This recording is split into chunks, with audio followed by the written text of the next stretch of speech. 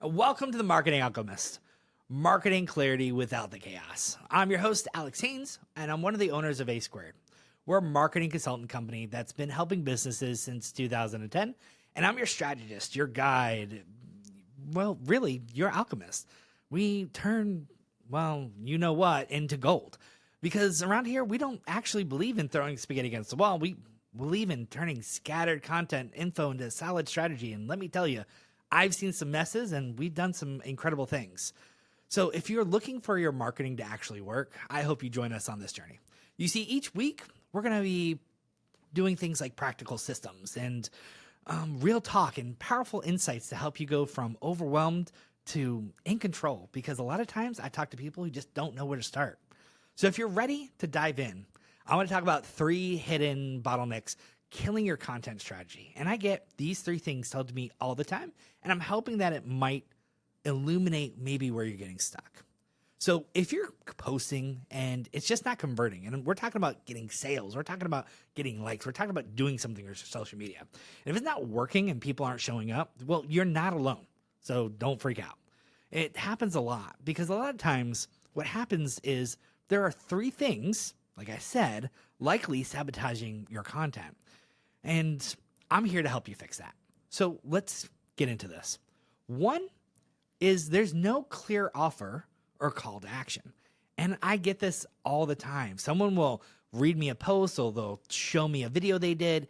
And at the end of it, I'm silent and I'm looking at them and I go, okay, where's your phone number? And they look at me and there's horror on their face because they just paid someone like $4,000 or $5,000 to produce this really high-end video commercial, and there's no contact information. There's no call to action on what to do. And they're like, why didn't this person tell me this? And I'm like, well, you hired them to make a video. You didn't hire them for a marketing strategy. And this happens all the time. It happens when we post on social media. It happens when we make video content. It can even happen in our podcasts. See, one of the things we are afraid of is we're trained by the world that it's bad to ask for a sale because we all have had bad experiences with a salesperson, right? No one wants to be sold anything. No one goes to social media to get sold. No one shows up at, where they're enjoying life to be sold on something. But sales happens all the time on social media. Well, the trick is to do it in such a way that they don't feel salesy. But not asking and not having a call to action is the key to getting 0 traction. So let's talk about how to do that correctly. One of the biggest things I've seen people do is something called value dumping. So a lot of times when people are afraid to ask for a sale or they're afraid for that next step and they just want to bother people, they go into this knowledge dump, this value dump, where they do all this teaching and all this training, kind of like I'm doing right now, where I'm having a conversation with you. But at the end, they leave you with no next step. And you walk away with nothing to do. And that's insane, especially when you invested time and energy delivering all this super valuable information. The information is great, but the problem is there's no direction or next step to what you do because you're afraid to sound salesy. So you end up being 100% forgettable. And that is something you should absolutely avoid. So if you want a quick fix to this, if you're finding that you're looking at your content and you go, oh my goodness, I have no call to action. And if you don't know what a call to action, it's simple as, hey, give me a like or comment below. It's telling your audience what to do. Well, I have a few simple things you could try. First, every piece of content you create, no matter what it is, needs to have a call to action, a clear call to action. And it could be something simple as DM me or comment this thing. Just let me know you liked it, or share it with a friend, or drop a comment, or click the link, whatever it is. Every piece of content you put out, I give you permission to put a call to action there. I actually require it. And I work with companies that say every piece has to have some type of call to action, whether it's in your graphics, in the video, or in the copy. There has to be a call to action. It has to be a next step. Otherwise, there's no point in creating this content. And then once you figure out some things, what I do is I create a list. I create 10 or 15 pieces of call to action that I find helpful, that's unique to me, unique to things I'm trying to accomplish, and I rotate them out. So I don't say the same thing over and over again. This way, I make sure everything stays fresh. And yeah, I'm the type of guy that writes it down, puts it in a file, and I go back to it and copy and paste into my content. That makes sure that I can not duplicate the same thing I did last time, and I have a strategy and a blueprint for content going out, and I don't have to think about it every time. Make it simple, make it easy. We don't need to overthink this. 2, and this I get more than anything else. Probably should have been number 1, but for the sake of today, it's number 2. Overthinking and inconsistencies. So let's tackle overthinking, because I get this all the time. I can't tell you how many people I've had sat down and had a conversation with, and they've said the following words. They've said, Alex, I'm not ready to put it out because it's not good enough yet. I'm afraid that no one's going to like the content. It doesn't look good enough. It's not perfect. Blah, blah, blah, blah, blah. Excuse. Really what it comes down to is I'm afraid of putting out the content because it's not absolutely perfect and someone's going to make fun of it. That's what I get told without them actually saying those exact words. And I can sympathize, because as someone who makes content on a regular basis, I am terrified that the content's not good enough. Always. That never goes away. So realistically, you just need to get over it. I hate to be blunt like that, but that's the truth. Perfect stops things from getting done. Don't aim for perfect, aim for getting done. Aim for good enough. Now, yes, what happens is over time, things will get better and better, and you'll find ways of making that content look better and start looking sharper and stand out even more. But start with consistency. Start with just getting it out there. Sometimes the biggest hurdle is just putting it out. This is why some people can put out content that has 0 production value and getting millions of views and likes, where the people that spend so much time of trying to craft this perfectly polished piece of content and maybe gets 100 views. The reality is people want real information, especially on places like TikTok and YouTube and Instagram. They're looking for real, and the culture is starting to reject some of this more polished type of content. So instead of going for perfect, go for get it done. This is going to really help you avoid stopping yourself from actually producing that content. And if you think you're the only person struggling with this, I would say about 70 to 80% of my clientele have this as their number 1 problem. It's a big problem because everyone is afraid of being judged. And what I tell people is that there are other people waiting on the other side of you doing that thing, and it's going to help so many people. That piece of knowledge you have, that product you offer, is going to be the thing that fixes someone else's life. It really is. So just get it out there and help people. Forget about everything else and just get it done. Second thing with this is inconsistency. What happens when you go for perfect is that you spend such a long time trying to get a piece of product out, a post or video, whatever it is, and you post randomly. What I tell clients is you should be posting on a regularly scheduled program, 3, 4, 5 times a week. 3 is the minimum in my mind. Should absolutely be more than that, but start with 3. If you can't start with anything, 3 is a good number.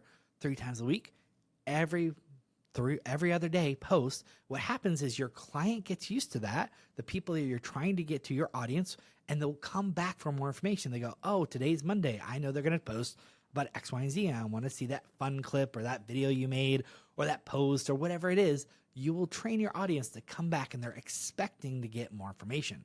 But if you don't post consistency, what happens is a couple of things. Well, the algorithm is going to punish you, and that's a big thing. We want to make sure that algorithm is really happy.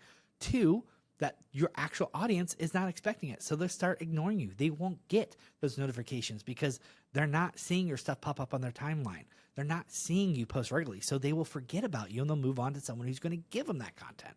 It's better to give them that content, have them coming back to you day in and day out, than just give them that one perfect piece of information. Consistency matters.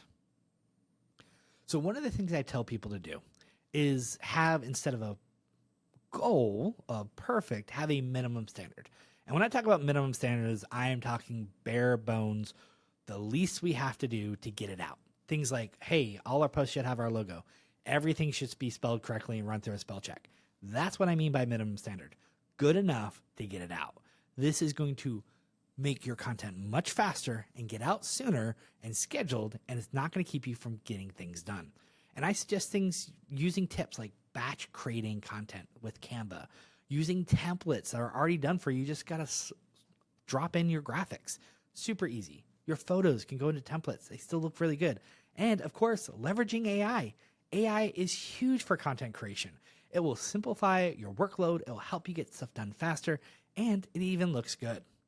This will make your life a lot easier. Embrace AI. Now, last thing, number 3, the wrong format for the right message.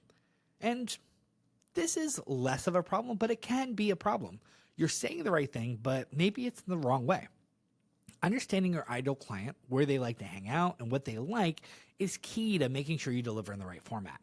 And there's an easy fix for this, and we'll get to that last. But really what happens is your messaging needs the right look. And it could be something like this, a video or a podcast that's sharing information.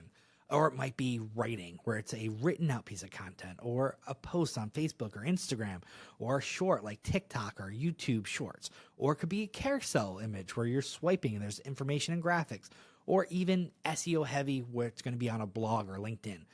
All of these different formats will be delivered to people in their unique way, and they're going to receive it, and you have to understand what your client wants and expects. Well, one of the ways to tackle this, and this is the easiest thing to do, and then look at analytics, is to actually create one piece of content and then repurpose that to all the different formats. So you can do something like I do.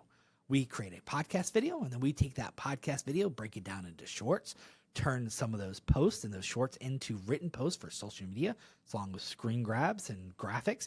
And then we turn that into shorts for YouTube. And like I said, TikTok shorts as well from a long piece of content like this.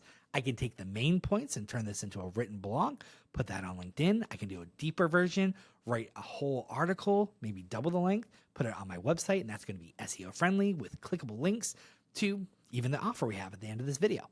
All that are different ways to present this information. What that's going to do is you can then look at how everything works. Your audience is going to tell you which of those things they like the most. If they're only going to your TikTok, guess what you need to make more of? More TikTok videos. If they're only reading your blogs or only looking at written content, then you need to double down and do more written content. It's less about what you want to do and more about what your client wants you to do, or your end person who's going to buy from you. This way, when you put to all the different formats, you can start looking at those analytics and see what does best. A quick tip on how to use analytics. Remember, at the end of the day, it's not just about eyeballs.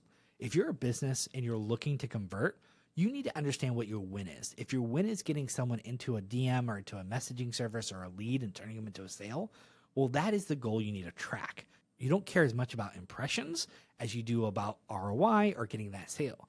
So make sure that when you're looking at how people are interacting with your content, you need to track what your actual goal is. Maybe you do want market share. Well, that's going to be focusing on views and how many people are seeing it and how new people are seeing it, right? If you're looking at sales, it's more going to be how many people are DMing you, how many people are going to your lead capture pages, and how many of those you're actually converting into sales. There are different ways to look at the analytics, and you'll have different results for the content you're looking for depending on what your strategy is for your marketing. Obviously, this could lead into having a deeper conversation about what your content should be doing for you. These 3 tips are going to help you quickly start getting more traction and better results. So, of course, every piece of content has a call to action, and I'm going to give you my call to action, something you can copy for yourself. So my call to action is simple. In the show notes, in the video, somewhere there's a link to a free content strategy fix sheet. Absolutely free. You can grab it and it'll have these notes and these show notes that you can use to help your business. Or if you want to go even deeper, you know that you need some help, we have online coaching classes and one-to-one booking that you can do if you want to sit down with someone like me or one of my team members to really dig into what you need help with and strategize in getting your marketing to that next level. Well, I hope this podcast was helpful. I hope we were able to turn this little problem into a little bit of gold and that help you into your next step. This has been The Marketing Alchemist, helping you turn chaos into strategy.